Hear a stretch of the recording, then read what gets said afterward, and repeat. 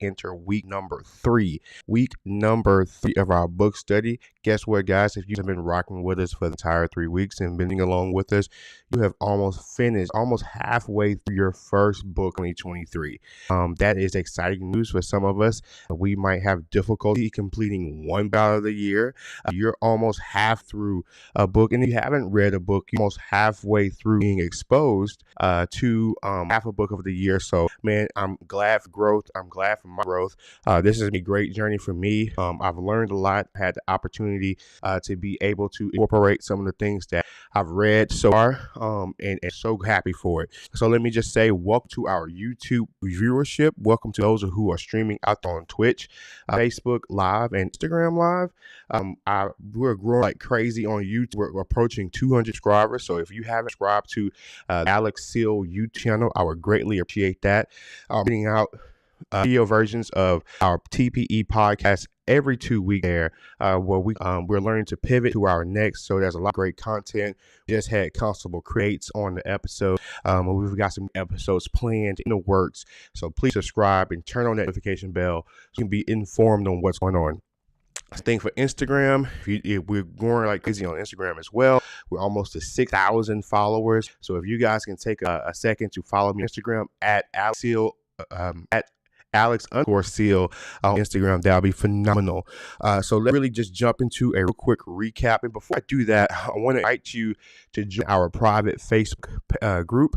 Just comment wherever you are streaming this at. Comment I want in, and we'll get you into that Facebook group. We're in some great extended conversation, deep conversation, on content that we're sharing right now. And we're building a community of people who want to go, who want to learn, who want to get better, and we're just sharing over there just different things that we're doing on a personal level to be able to incorporate these things into the things that we're reading and other items into our daily walk in daily pursuit and getting better. So real quick recap over some things that we've talked about. We covered the fundamentals in our very first live, just talking about the basic idea, habits, and how they are important, and the importance of incremental change. Okay, and so one thing that this book really highlights, and this book really make apparent to me, that we don't need to have sweeping change. We need to focus on getting incrementally better in all things, and then eventually the small changes that we will make will snowball into a larger change. And the things that I've always gravitated towards in terms of a maximum is the sum of a lot of small things done well. And so this book really supports that statement. This book really supports that idea.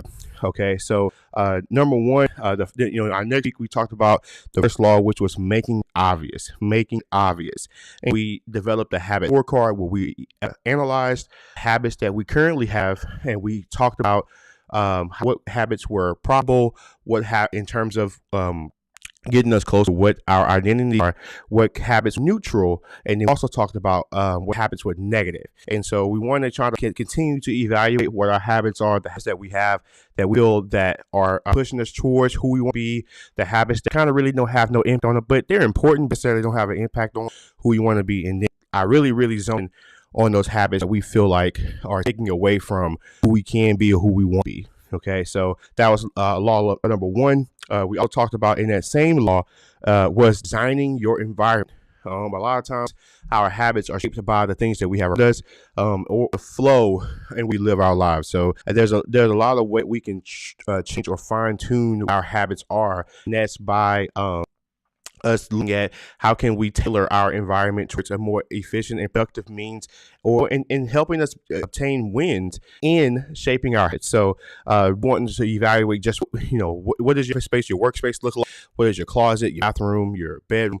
Are these conducive to you reach who your identity is? If you want to be more disciplined, if you want to be healthier, if you want to be, X, Y, and Z, start to look at what your environment is and start to make little changes to help get incrementally closer to what those identities are. Just real quick, you guys have had a chance to change or adapt your environment. Put that in the comments.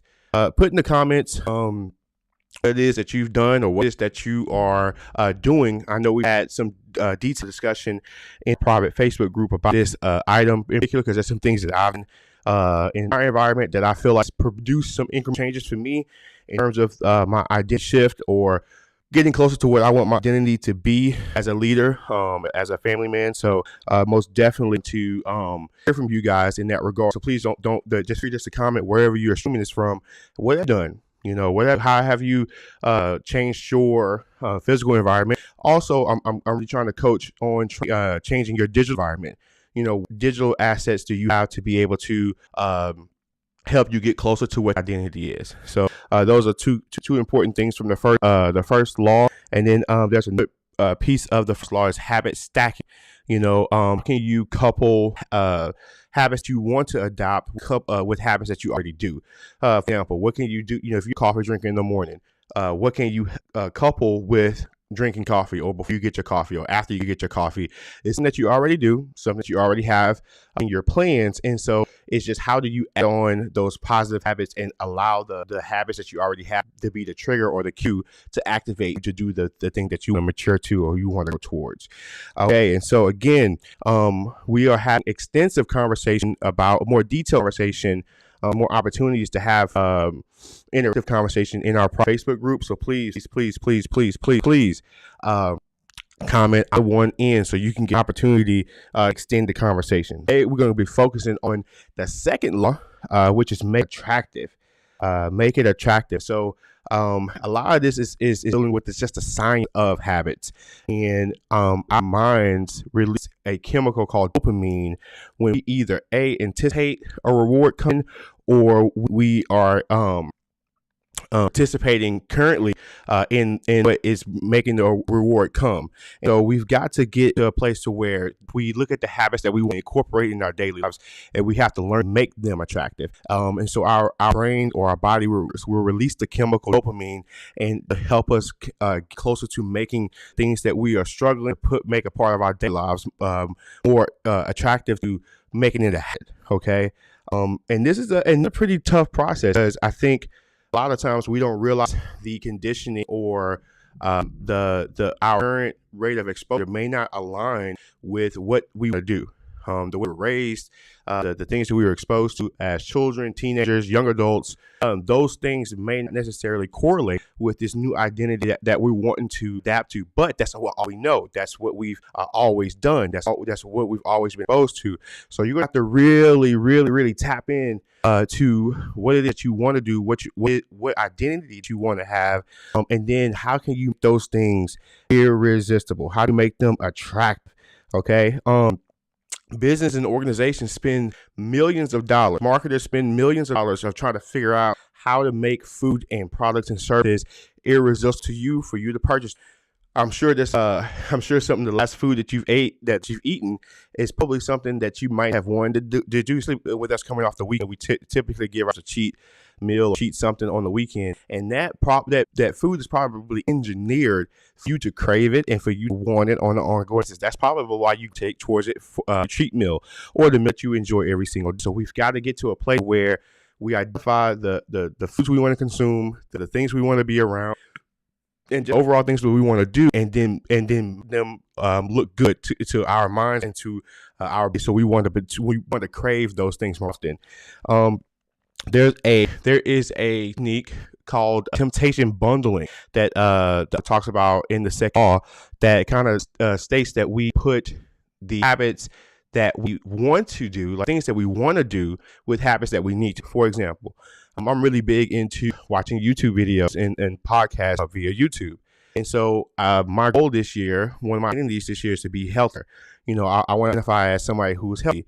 And so I'm trying to try to limit my YouTube consumption around the times that I work out. And so now I'm bundling two things. The one thing I enjoy doing, which is watching videos on YouTube, with something that I need to do, which is working out. And so when I go to work out, I'll watch YouTube videos. And so now in my mind that, hey, if you want to watch YouTube videos, you're going to associate that want and desire working out. So after a while, those two will become synonymous, continue to create that loops. That's one example of how we can temptation bundle and get things we need to get done to closer to our identity with things that we want to do.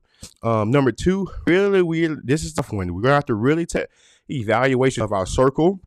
If our families aren't on board with the identities that we want to try to capture, it's going to be difficult for us to be able to do those things. And the example that I guess I would provide that is, again, going back to the healthy identity, it's going to be extremely difficult if you're trying to lose weight and the rest of your family is not on board with that mission and they're eating the way that they normally would eat, and you're trying to eat differently. You're going to constantly tempted with food or with things that are not profitable to you, reach that identity. It is proven from a scientific standpoint, especially if you're reading the book up into this. They talk about different studies that contribute towards your family, your spouse, children, playing a role in how well you can change your habits and your identity. It's kind of crazy and it makes perfect sense. You kind of become what's around you. We always talk about look at your circle and then you can see your future. And I think that statement is somewhat applicable to this part of the study, is that when you look at not only your family, but the people who are in your close proximity, your best friends, if they have destructive habits, well, not necessarily destructive habits that do not correlate with your identity, you're more likely to succumb to those things. And there are three primary groups identified in the book that we imitate. We imitate the close, we imitate the powerful, and then we imitate many. And so when we say we imitate the close, that means we imitate people who are in close proximity. Again, our families, our friends, whatever they're doing, then we are most likely to do those. And the inverse of that, the things that we're into typically influence the people. We also imitate the many. If you're in a room by yourself and you're in a room, into a room with 5 to 10 people, it's most likely, if the 5 to 10 people are on the same page about something, it is highly likely from a scientific standpoint that you will jump on board with whatever it is that they're on board with, even though it might conflict with your internal belief system. That's just the way science is. We are creatures who want to fit in. We're creatures who want to not go against the grain. And so typically one of our fallacies is we'll go with the group, even though we know that that's not exactly what we want to do. And so lastly, we also imitate the powerful. So there are people who we look at, we respect, that we think got it going on, that we think it's all that in the bag of chips. And so we look at what they do and we try to emulate those things into what our daily lives are. And so those three groups, the close, the mean, and the powerful, we have a large hold on how well we be able to achieve our goals in our identities by what our habits like. So if you look at the three groups and how you expose yourself to those three groups, of course, there's not much you can do about changing those people close to you other than making sure it's clear to them what your goals are. I think that's one thing in our communities that in our culture, we don't necessarily gravitate towards the open inwardness of communicating. This is what I will do. This is what I'm attempting to do. Can you guys help me? Not necessarily directly, but just me indirectly by trying not to expose me to certain things. I keep using the example of being healthy. Hey guys, I want to lose weight. I would appreciate maybe y'all, avoid having, certain things in front of me because I don't get triggered or I want to get cued into craving what it is that y'all have. Number two, what groups of people do you find yourself around? If I can identify a group that you can align with, your values align with, great, go hang out with them. But if you know that you're putting yourself in a situation where you can be tempted or cued into a habit that you don't want to be in, try to avoid those groups. And then the powerful, really take a look at who you trying to model your life behind, or you're looking for direct or indirect mentorship, and just making sure that identities align with your identities. There's power in group yourself with people who have like intentions, that are like-minded. And we always used to talk that. You probably heard this several times, being around like-minded individuals, just any sense. But now from a scientific standpoint, and we're studying this book, it just makes sense to be around people who will reinforce what it is that you're trying to get across, or reinforce what it is that you're trying to do. So man, that is a time today. I did appreciate you guys going through this second law of making it attractive. Yourself around people who have the same intentions that you do. Making sure you're checking in with your family and your close friends to making sure that they understand what your goals are, you understand what their goals are, and then you can help each other in making sure they don't trigger each other in identities. Yeah, man. So this has been awesome. I want to say, hey, again, if you want to extend conversation deeper in this conversation and on a more personal level, please comment one in so we can get you into our Facebook group. Our next book of study is going to be You Owe You. by Dr. Eric Thomas. Here's the book right here. UOU is going to be our next book that we'll study next month. Man, I'm so excited to have read a book already in 2023 on to our second book. By this, we're going to be, I've read 12 books by the end of the year, guys. And so, man, I'm excited about your growth. I'm excited about my growth. Let's continue to do this thing. Again, follow me on Instagram at Alex_Seal. Subscribe to our YouTube channel is Alex Seal, where we're dropping content bi-weekly, long form episodes and more. I definitely appreciate your time this morning. And until next time, peace.